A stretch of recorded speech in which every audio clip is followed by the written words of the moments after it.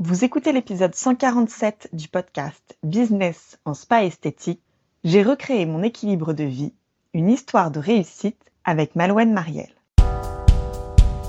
Bonjour, je suis Tiffaine Modeste, la créatrice et directrice d'Expertise Spa Bien-être, le premier centre d'accompagnement des artisans de la beauté et du bien-être qui veulent réussir. Notre mission, vous enseigner ce que vous n'avez pas appris à l'école. La gestion d'entreprise, les stratégies business et le management des équipes. Alors bienvenue sur le podcast Business en spa et esthétique. Chaque semaine, je vous invite à découvrir une nouvelle vision de votre métier avec les meilleures astuces que j'ai mises en place au cours de ma carrière, les outils que je partage avec nos clientes et leurs histoires de réussite, et les témoignages des grands acteurs de notre secteur. Aujourd'hui, je suis ravie de vous retrouver pour un épisode Histoire de réussite où je reçois une invitée, Malouane Mariel, gérante de l'Institut L'Harmonie des Sens dans le Finistère. J'ai invité Malouane pour qu'elle partage avec nous son histoire. C'est une histoire de transformation. C'est celle d'une gérante qui, après avoir traversé un burn-out et une période de grande fatigue, a choisi de se faire accompagner par ESBE pour retrouver de la clarté, de l'équilibre et surtout du plaisir dans sa vie de chef d'entreprise. Alors aujourd'hui, elle va nous raconter sa vie avant le programme, à quoi ressemblaient justement ses journées, qu'est-ce qui l'a pesé et ce qui l'a décidé à passer à l'action. Elle va nous raconter également ce qu'elle a vécu au sein du programme, les prises de conscience qu'elle a eues, les actions qu'elle a décidé de mettre en place et les outils qui l'y ont aidée. Et enfin, elle nous parlera de sa vie d'aujourd'hui, ce qui a changé pour elle dans son quotidien, les résultats qu'elle a obtenus et ce qu'elle imagine pour la suite. C'est vraiment une histoire inspirante dans laquelle beaucoup d'entre vous vont certainement se reconnaître. Alors c'est parti avec Malouane. Bonjour Malouane, je suis ravie de t'accueillir sur ce podcast, surtout qu'apparemment tu viens de me dire que tu y pensais depuis longtemps, donc c'est aujourd'hui. Je suis ravie de te recevoir et je vais commencer un petit peu par mes traditionnelles questions. Est-ce que tu peux commencer par te présenter? Oui, bonjour Tiffaine. En tout cas, déjà dans un premier temps, je souhaitais te remercier pour cette invitation. Je suis honorée du coup de participer à ton podcast parce que oui, quand j'ai commencé le programme il y a quelques mois déjà, et ben, je me suis dit oh, peut-être un jour, mais sans vraiment y croire. Et puis bah, ça y est, c'est le jour J. Donc je suis vraiment honorée de participer à ton podcast aujourd'hui. Donc moi, je m'appelle Malouane, j'ai 29 ans, je suis maman d'un petit garçon de 2 ans et demi et je suis esthéticienne depuis plus de 10 ans maintenant. J'ai eu un parcours classique dans l'esthétique, donc un CAP, un bac pro, un BTS. Et en fait, j'ai eu très très vite l'envie de me lancer à mon compte. Je vais dire quasiment à la sortie de l'école, mais presque. Donc, le salariat, je ne connaissais pas beaucoup. Et puis, du coup, bah, j'ai appris tout ce que j'ai appris depuis ce temps sur le terrain. Donc, depuis maintenant 8 ans, j'ai mon institut, l'Harmonie des Sens, et je travaille avec une équipe depuis 4 ans maintenant. Et puis sinon, bah, je suis quelqu'un de dynamique, solaire. J'aime les challenges, les défis. Et je suis aussi quelqu'un de très positive. Voilà pour ma petite présentation. Merci beaucoup. Euh, J'aimerais que tu nous racontes un petit peu plus en détail parce qu'effectivement, donc, tu as quand même eu une période de formation qui est longue parce que CAP, Bac Pro, BTS esthétique, tu en as déjà pour 6 ans d'études avec tout ça, quasiment. Et tout de suite, tu t'es dit, allez, je me lance, j'ouvre mon activité. Est-ce que tu peux raconter justement cette partie de ton histoire, c'est-à-dire entre le moment où tu t'es lancé et le moment où tu as décidé de rejoindre ESBE? À quoi est-ce qu'elles ressemblaient tes journées dans cette vie-là? Comment tu te sentais, à la fois dans ton rôle de gérante et aussi dans ta vie peut-être personnelle? Bah alors avant de rejoindre la SBE, bah, j'étais une esthéticienne, tout le temps en cabine, à tout gérer. Bah voilà, comme j'ai été très peu salariée, j'ai pas eu non plus trop ce modèle d'objectifs, etc. dans les différentes entreprises où je suis passée. Et surtout, le modèle que j'avais, c'était que bah, mes anciennes patronnes étaient tout le temps en cabine. Donc en fait, moi, c'était mon modèle. Donc voilà, j'ai travaillé comme ça pendant plusieurs années. Et puis, bah, à un moment donné, je me suis rendu compte que j'étais complètement sous l'eau. J'enchaînais en fait mes rendez-vous de toute la journée sans pause. Très rapidement pour aller faire un petit pipi, j'imagine comme beaucoup de gérantes. Voilà, j'avais du mal à dire non à des clientes et j'avais aussi beaucoup de mal à déléguer. Mm. Parce que pour moi, en fait, j'avais tellement ma vision de ma tâche à faire que le temps d'expliquer, de l'organiser, etc., et de la déléguer, et ben, je me disais que c'était une perte de temps. Il valait mieux que je le fasse par moi-même, en fait. Mm. Donc, ben, en fait, forcément, tout ça, ça m'a vraiment épuisée. Et surtout, bah, je me suis vue que je me perdais dans mon travail. À force de passer en cabine, bah, j'avais plus de temps pour réfléchir à autre chose à côté, en fait. Ouais. Et ça, cette routine-là, 100% cabine, les journées qui s'enchaînent, en soins, en prestations, le côté, c'est difficile de dire, pas de dire non, mais de donner une limite justement aux clientes qui peut-être, euh, elles nous disent, ah, mais voilà, est-ce que c'est possible plutôt à 7h30 le matin et à 22h le soir? Et quand on a une entreprise, effectivement, on a conscience que, bah, que les clients sont la priorité, beaucoup, beaucoup plus que quand on est salarié. Oui. Oui, bah c'était ça. Après, au début, forcément, quand on commence dans l'entrepreneuriat, on veut faire des bonnes journées, on veut faire du chiffre, mais pour faire du chiffre, bah, faut dire oui. Enfin, c'est l'idée qu'on a, hein. Donc oui, bah, 8h, 7h30, je me suis vue être au travail jusqu'à 21h le soir. Mais bon, il y a un moment donné, voilà, ça va un temps. Mais à un moment donné, stop, parce que bah, il y a la vie aussi à côté qui nous passe sinon sous le nez, en fait. Hmm. Donc, combien de temps cette routine-là de très intense, les rendez-vous qui s'enchaînent et c'est la priorité dans ta vie, combien de temps ça a duré, cette Je vais période? dire que ça a duré quasiment, allez, bah, 6 ans, 6 ans Hmm. quasiment. Donc déjà, j'avais commencé toute seule, donc voilà, les journées étaient quand même bien remplies du lundi au samedi. Bon, je m'octroyais quand même mon mercredi après-midi euh, de repos. Et puis après, bah, j'ai eu une salariée et du coup, pareil, bah, elle était avec moi toute la semaine. Plus moi, j'avais aussi tout mon planning, mais on était tout le temps en cabine en fait. Donc depuis 4 ans, c'était toujours la tête dans le guidon. Hmm. Et Depuis puis, tu es quasiment. devenue aussi maman dans cette histoire-là. Qu'est-ce que ça a changé pour toi? Oh là là, ça a changé beaucoup de choses. Bah du coup, dans ce quotidien, et ben moi j'étais à l'institut toute la journée. Et puis bah le soir pour le côté administratif, le côté gestion, et ben je travaillais le soir quand mon petit garçon était couché. Sauf qu'à ces heures-là, forcément, on est fatigué, on a notre journée dans les pattes, donc Hmm. bah c'était plus du tout productif. Et surtout, bah il y avait surtout le manque de sommeil qui se faisait aussi ressentir. Et je me suis rendu compte en essayant de prendre du recul, que quand je travaillais comme ça le soir sur l'ordinateur, à réfléchir un petit peu dans le vide parce que c'était pas productif, et ben après la nuit pour dormir, c'était un petit peu catastrophique. Je me réveillais en pensant au boulot. Donc c'était compliqué parce que bah voilà, je sentais que je passais aussi à côté de ma vie de maman, quoi. Hmm. Hmm. Ça, c'est ce que beaucoup, je trouve, de mamans entrepreneurs peuvent aussi ressentir. Euh, Qu'est-ce qui te pesait le plus, justement, dans ta gestion de l'Institut à ce moment-là? Bah, justement à ce moment-là, c'était vraiment bah, gérer la. Enfin, j'arrivais plus à gérer en fait le côté pro et le côté perso, ce fameux équilibre.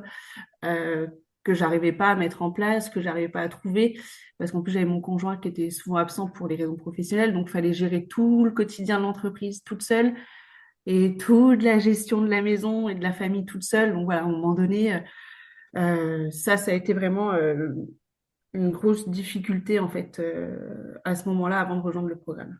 Hmm. Donc Et forcément là-dedans, bah, j'avais plus de, voilà, je pouvais plus réfléchir à rien. J'étais la tête dans le guidon sur tous les fronts. Et je laissais pas de place à la créativité, à rien du tout autour, quoi. hmm. Quand tu as découvert ESBE, déjà, à quel moment c'était dans ta vie? Et est-ce que tu avais un objectif au départ? Qu'est-ce que tu recherchais à ce moment-là précis de ta vie?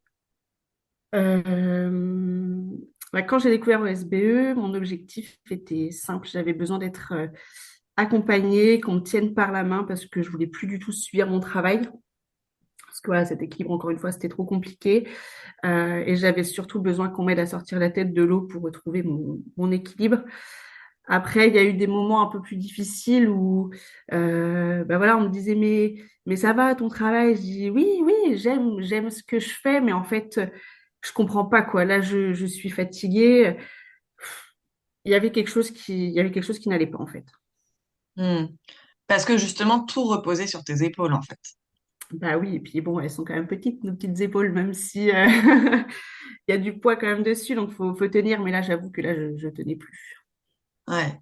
C'est un peu, euh, comment dire, un peu culpabilisant ou un peu déroutant quand justement t'entends autour de toi des gens qui te disent mais enfin voilà, t'as tout là, t'as tout, t'as une entreprise qui fonctionne, t'as une famille, t'as un enfant, et qu'en fait à l'intérieur on se sent peut-être un peu moins vivante.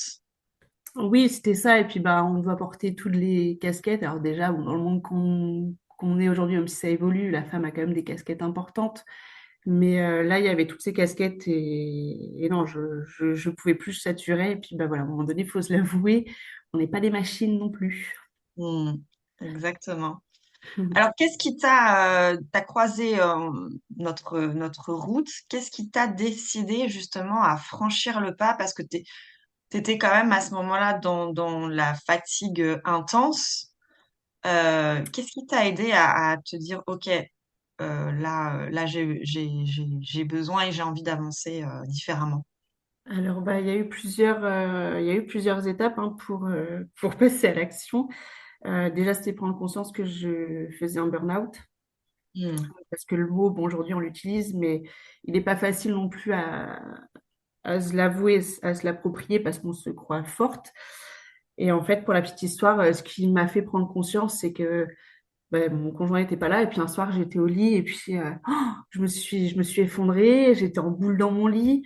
Je voulais qu'on me fiche la paix, clairement. Je voulais être toute seule. J'avais même des idées à vouloir me faire hospitaliser Hmm. pour plus penser à rien, pour plus avoir cette charge en fait de casquette pro, perso. Voilà, je voulais vraiment être sur un nuage sans personne, entre guillemets. Et du coup, bah là, le lendemain, je suis allée à l'institut. J'ai commencé à faire un soin à une cliente. J'avais envie de pleurer. Je me mordais même la langue, je me souviens ce matin-là. Avant, quand même, en déposant le petit chez la nounou, j'ai quand même craqué. Donc, voilà, il y avait quand même un facteur émotionnel assez fort. En soins, c'était compliqué aussi. Et ensuite, je suis allée en épilation en fin de matinée avec une cliente qui me connaît depuis quasiment 15 ans maintenant. Donc, elle connaît presque tout de moi. Et là, elle voit ma tête, elle me dit, ouais, ça va pas. Et là, bah, avec elle en confiance, bah, j'ai craqué, quoi. Je dis, non, là, j'en peux plus. Je sais pas ce que je fais là. Là, je sens que je suis pas à la bonne place. Et elle m'a dit, bon, on arrête l'épilation. Tu prends rendez-vous maintenant chez ton médecin. J'ai dit, ben là, maintenant, non, je dois m'occuper de toi. Elle me dit, non, non, non, non. Là, maintenant, tu t'occupes de toi, tu prends rendez-vous. Et puis, bah, en fait, j'ai appelé le médecin, voilà, je l'ai vu. Bon, après, mon médecin elle connaissait tout le passé. Donc, voilà, j'ai eu une grossesse compliquée, j'ai perdu ma belle-mère, etc. Donc là, ma médecin, bah, elle m'a dit, non, mais je t'attendais depuis longtemps, de toute façon. Je me demandais comment tu allais tenir. Et voilà, le jour est arrivé. Et puis, bah, là, bah, j'ai craqué. Elle m'a mise en arrêt. Et puis, bah, elle a très bien compris que je ne pouvais plus continuer comme ça. Donc là, voilà, j'ai eu un arrêt de plusieurs semaines, plusieurs mois. Donc, j'avoue que sur le moment, c'était très compliqué d'être arrêté, hein, forcément, parce qu'on se dit, mais comment je vais gérer? Il y a plein de rendez-vous, il y a les clientes, etc. Mais bon, là, j'étais arrivée au bord du gouffre, quoi. Je pouvais plus. Et puis, en fait, j'étais sur les réseaux sociaux et puis bah, j'ai découvert ESBE. Et quand j'écoutais, je dis non, mais je crois que c'est fait pour moi, ça m'appelle, mais en même temps, là, je peux pas, je suis en arrêt, non, je peux plus, je peux pas avancer comme ça. Et puis, bah, à un moment donné, j'ai dit, allez, hop, feu, on y va, je remplis le questionnaire. Et bah, en remplissant le questionnaire, je me suis dit qu'il était vraiment grand temps qu'on vienne m'épauler et me sortir de ce trou, en fait. Hmm. Comment t'as géré justement cette énergie? Parce que quand tu racontes l'histoire, j'ai l'impression qu'il y a vraiment deux énergies. Il y a cette fatigue énorme où tu as envie juste d'être dans une pièce avec personne autour de toi et vraiment et pouvoir te reposer vraiment. Et en même temps, cette envie qui était toujours là, comme tu disais, c'est que tu aimes ton métier, mais Oui. cette envie cette aspiration en fait à des nouveaux projets quand on n'a plus du tout d'énergie. Il y a eu plusieurs, avant de prendre cette décision, quand même, ça s'est pas fait dès le lendemain que j'ai été en arrêt, hein. Il y a eu plusieurs jours, plusieurs semaines, et puis bah en fait on se dit bah c'est soit on reste dans cette spirale infernale et on continue, mais en fait on continue, mais c'était pas la solution parce que ça voulait dire que bah ça jouait sur l'équipe. J'étais plus présente si je restais comme ça, les chiffres ça n'allait pas, donc voilà, si je continuais comme ça, je pense que clairement, je vais pas dire peut-être que je fermais, mais en tout cas j'aurais pu monter ma salariée. Bah, du coup, moi, j'aurais dû faire encore plus d'heures. Donc, c'était vraiment une spirale infernale. Et du coup, bah, voilà, il a fallu prendre du recul, prendre du temps pour soi. C'était vraiment quelque chose que je n'avais plus depuis que j'étais devenue maman. Donc voilà, j'allais marcher, j'essayais de bouquiner, mais je dis bien essayer parce que la tête n'arrivait pas à rentrer dans l'histoire. Mais voilà, il fallait que je sois à l'extérieur, à faire aussi du sport, je m'étais remis à la course, etc. Donc voilà, j'ai commencé aussi à ventiler un peu mon cerveau. Et de là, voilà, ça m'a redonné de l'espoir et de l'air frais pour pouvoir prendre la situation en main et puis et avancer en fait. Puis Ouais. après, je suis pas quelqu'un non plus qui reste les deux pieds dans le même sabot. Comme je disais, je suis très positive.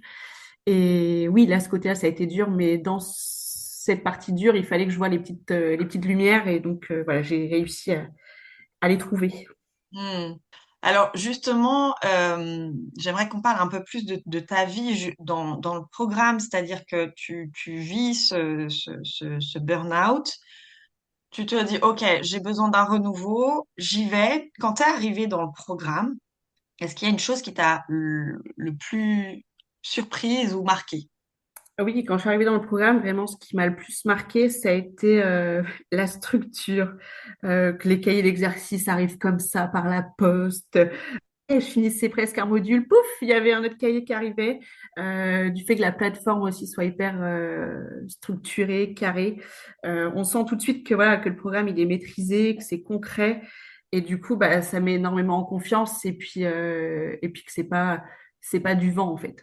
Et puis, bah, il y a eu aussi bah, les coachs avec qui j'ai été accompagnée, donc avec Laura et puis Cynthia, qui ont été vraiment très précieuses dans toute cette étape, que je salue au passage, parce que je sais qu'elles m'écoutent. Et voilà, elles connaissent parfaitement notre métier, vu qu'elles ont été sur le terrain. Elles comprennent vraiment nos réalités, les difficultés, et on peut totalement être transparente avec elles. Et comme par exemple, voilà, avec le comptable, des fois on a des questions, mais voilà, moi je me souviens d'une fois, le comptable, il faut augmenter vos chiffres. Ah oui, il faut augmenter mes chiffres, ok. Bah voilà, bonne journée, c'était juste ça. Mais comment, pourquoi, où, lesquels? Voilà, j'avais pas tous ces petits outils. Donc vraiment, voilà, Cynthia et puis Laura ont vraiment été une grande aide de ce côté-là. Hmm. Quelles ont été justement les premières prises de conscience pour toi? Est-ce qu'il y a eu un moment, je sais pas, un moment déclencheur? Est-ce que c'était au cours d'une séance, d'un échange, ou c'est la découverte d'un outil? Quelque chose qui a changé ta façon de voir en fait ton rôle et peut-être de comprendre les habitudes qui avaient besoin d'être changées? Ah bah, il y a eu plein de prises de conscience, hein. Je pense que la liste peut être longue. Mais d'abord, ça a été vraiment la gestion du temps. Parce que voilà, j'étais tellement sous l'eau que je prenais pas le temps de gérer mon temps. Pour moi, mon temps, c'était la cabine, c'était de faire du chiffre. Donc voilà, là, avec la gestion du temps, j'ai appris à mieux organiser mes journées, surtout à m'accorder du temps pour moi, chose que je ne faisais pas du tout avant. Et du coup, ces moments sont vraiment importants pour respirer et d'être plus efficace dans mon travail. Et ensuite, il y a eu tout le travail sur la rentabilité, ce qui m'a permis de comprendre et de connaître mes chiffres. Là, j'avoue que j'ai pris quand même une grosse claque quand j'ai fini le module rentabilité, à se dire, ah oui, d'accord, bon, ok, je comprends pourquoi je me sous-payais. Et puis surtout, je ne savais pas où j'en étais vraiment financièrement. Hmm. Est-ce que justement cette partie rentabilité, et la partie financière, est-ce que ça a contribué chez toi à une certaine forme de stress ou de pression que tu te mettais? Je sais pas trop si c'était du stress ou de la pression, mais en tout cas, pour moi, je me disais, ouais, bon, bah, ça rentre, les journées sont bien remplies, c'est bon. Bon, des fois, ça arrivait que le comptable me disait, en fin de bilan, bon, bah, là, il y a un petit peu de difficile. Je dis, oui, bon, c'est pas grave, on va rattraper. Donc, en fait, comme je les comprenais pas, je me mettais pas trop de pression. Et en fait, c'est quand j'ai fait rempli tous les tableaux, les calculs, je me suis dit, ah ouais, ok, et ben l'année prochaine, le comptable, je vais lui montrer qu'on peut faire différemment, on va mettre un gros boom là-dedans, et puis ça a fonctionné. Génial. Alors justement, concrètement, quelles actions tu as mis en place grâce à ce parcours dans le programme? Est-ce qu'il y a des outils, est-ce qu'il y a des ressources qui t'ont vraiment le plus aidé au quotidien dans ces changements? Oui, j'ai mis en place plusieurs actions. J'ai amené évidemment mon équipe avec moi parce que c'est surtout essentiel qu'elles aient la même vision que moi. Donc aujourd'hui, je leur fais des entretiens individuels tous les mois. On fait des réunions d'équipe. Donc on se bloque une matinée pour travailler ensemble sur le mois ou des thématiques par exemple. Chacune a des objectifs clairs en vente de produits par exemple et puis en prestations. Elles choisissent aussi leurs récompenses. Voilà, par exemple, sur cet été, on avait mis sur 2 mois d'objectifs atteints, elles avaient un petit cadeau. Donc, ça a été réussi. Donc voilà, en tout cas, ces objectifs, ça n'existait pas avant et on voit le côté positif. Et du coup, je les accompagne et je les fais monter en compétences et elles adorent ça. Et il y a eu aussi au quotidien mon chouchou, le tableau de bord de gestion qui est vraiment devenu mon indispensable. Je le remplis tous les jours. Il me permet de connaître et de suivre mes chiffres euh, et mes objectifs surtout. Et donc, grâce à lui, je pilote mon institut de façon claire et efficace. Bravo de... Je suis contente que tu me dises que c'est ton chouchou. Bah oui, oui, celui-là, maintenant, je me vois pas faire sans. Je comprends mes chiffres, donc ça, c'est bien. Comment justement tu t'es sentie aussi dans la façon dont tu as été accompagnée pendant toute cette année, parce que c'est quand même une année qui est, bah, de toute façon, c'est une grosse année, hein. Il y a beaucoup de remises en question, il y a beaucoup d'énergie aussi qui est déployée. Comment tu as vécu ce côté où voilà, ne pas être seule? Oui, c'est vraiment une année intense. Mais c'est vrai que Laura et Cynthia ont vraiment été incroyables. Elles m'ont permis de me poser vraiment les bonnes questions, à réfléchir par moi-même et surtout à prendre du recul sur chaque décision pour prendre les meilleures. Ne plus prendre en fait la décision vite et sous le coup de l'émotion. Mais voilà, se laisser du temps, réfléchir, voir aussi le côté rentabilité dans chaque décision. Et ça, franchement, avant, moi, c'était un truc que je connaissais pas. Moi, je fonçais tête baissée et je réfléchissais après. Donc voilà, maintenant, on change un peu les rôles. Je réfléchis et je fonce ensuite. Donc voilà, c'est aussi grâce à elle que j'en suis là aujourd'hui.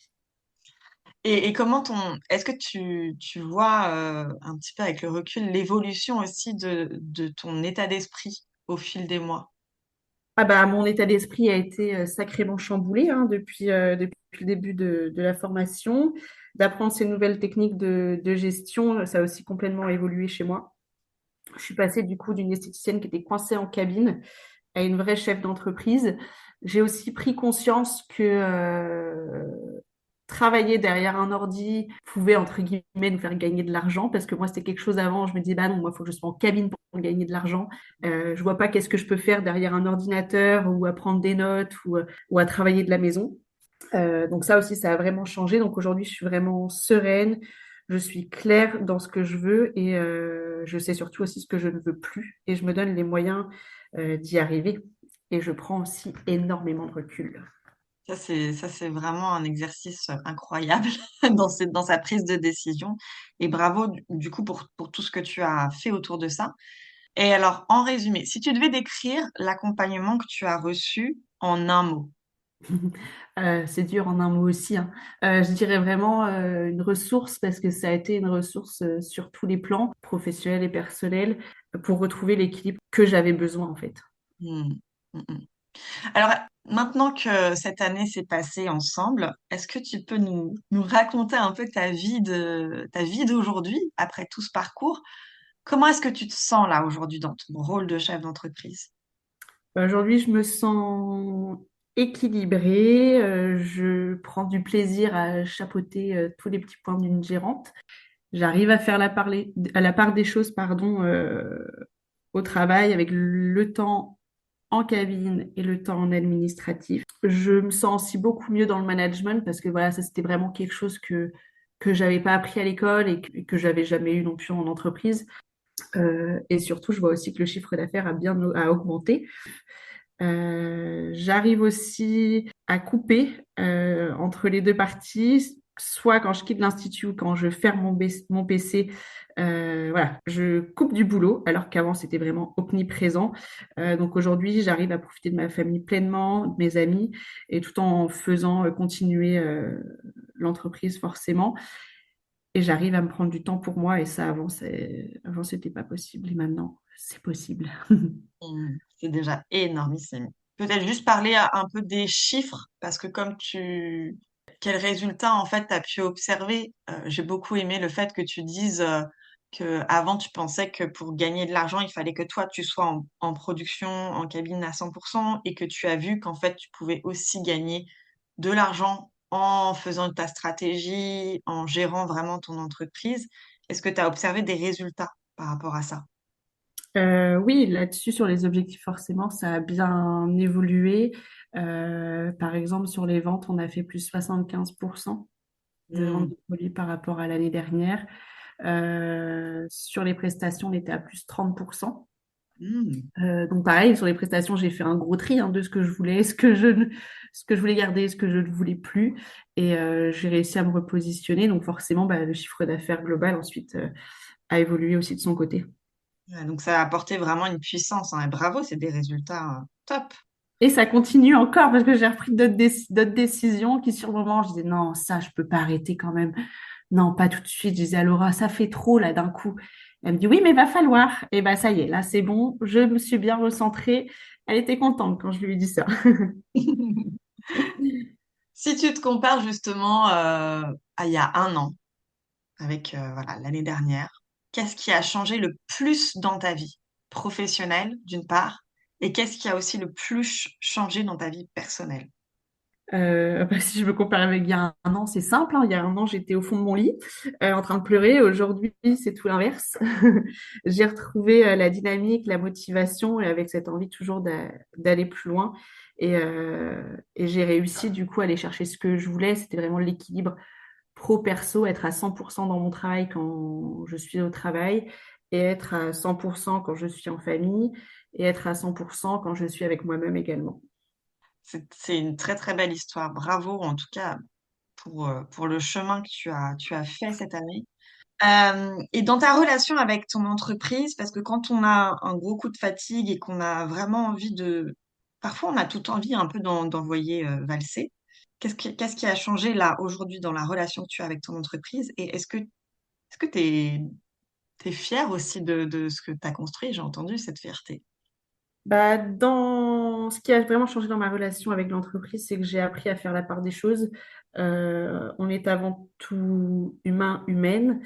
En plus, on est dans un métier pour prendre soin Mm. des autres, mais souvent, bah, on s'oublie. Donc aujourd'hui, bah, je suis aussi super fière d'avoir réussi à prendre de la hauteur sur toutes mes décisions, de ne plus agir sur le coup de l'émotion immédiate, et que ma casquette a complètement évolué par rapport à il y a des mois. Je suis non plus seulement dans l'opérationnel, mais je pilote et j'accompagne avec clarté et sérénité mes équipes et l'entreprise. Mm. Et qu'est-ce que tu aimerais dire justement à une gérante qui est aujourd'hui peut-être dans la situation où tu étais toi il y a un an? Est-ce que tu auras un message pour elle? Oui, bah, c'est surtout de ne pas rester seule. Alors après, c'est normal hein, d'avoir des moments difficiles, et des fois, c'est compliqué de s'en sortir seule pour justement, bah, parce qu'on a cette casquette de capitaine, mais si sur le bateau, le capitaine va pas bien, bah, c'est tout le bateau qui en paye les conséquences, façon de parler. Donc, faut se rappeler qu'à terre de compte, c'est vraiment pas facile tous les jours, mais en même temps, c'est tellement gratifiant. Donc, ce n'est pas une honte de tomber au fond du trou comme moi j'ai été. Il faut prendre ça comme une force parce qu'on peut que se relever. Donc, soyez fiers de vous et ne restez pas seuls.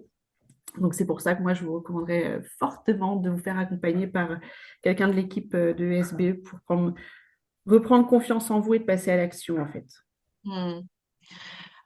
L'aventure continue ensemble, Malouane, et je suis ravie. Tu as décidé de rejoindre l'espace membre à la fin de ton année de programme.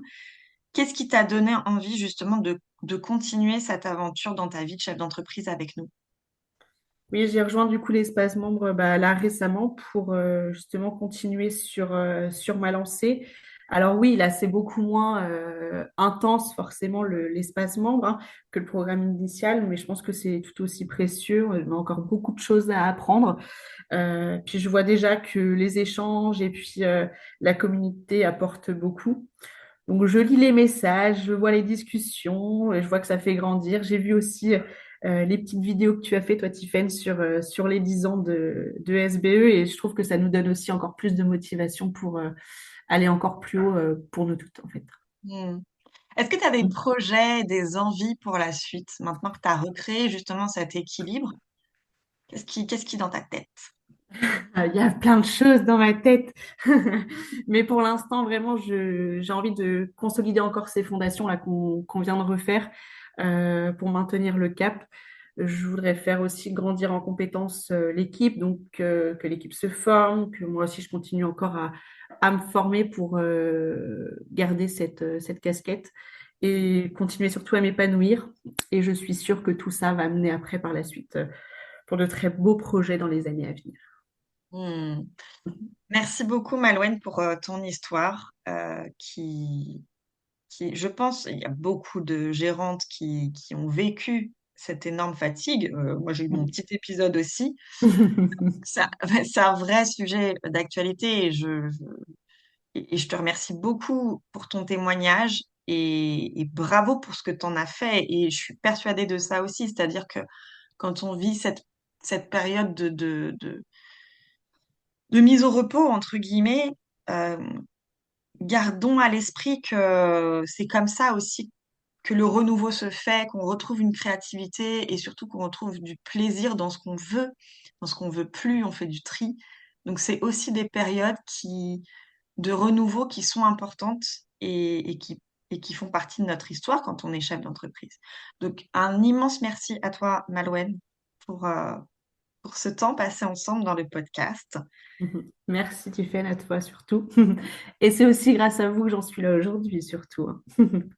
Merci beaucoup encore, Malouane, pour ton témoignage. Merci d'avoir partagé ton parcours avec nous avec autant d'authenticité. Je suis convaincue d'ailleurs que l'histoire de Malouane va inspirer beaucoup de gérantes, peut-être vous qui nous écoutez, et que vous vous sentez aussi épuisé ou dépassé, et que vous cherchez justement à retrouver cet équilibre un peu perdu. Donc, chers auditeurs et auditrices, si vous vous reconnaissez dans ce que Malouane a vécu, rappelez-vous que vous n'êtes pas seul. Être accompagné, ce n'est vraiment pas un luxe, surtout dans ces moments-là, mais c'est un levier qui devient essentiel pour vous aider à prendre du recul, à structurer votre quotidien, votre temps, votre entreprise, et surtout à retrouver confiance dans ce que vous avez créé. Et si vous participez en ce moment même à l'immersion ESBE, à l'heure où nous diffusons cet épisode, eh bien profitez-en à fond parce que c'est l'occasion de découvrir par vous-même ce que peut changer cet accompagnement. Merci encore Malouane, merci à vous tous et toutes pour votre écoute et je vous dis à la semaine prochaine pour un nouvel épisode.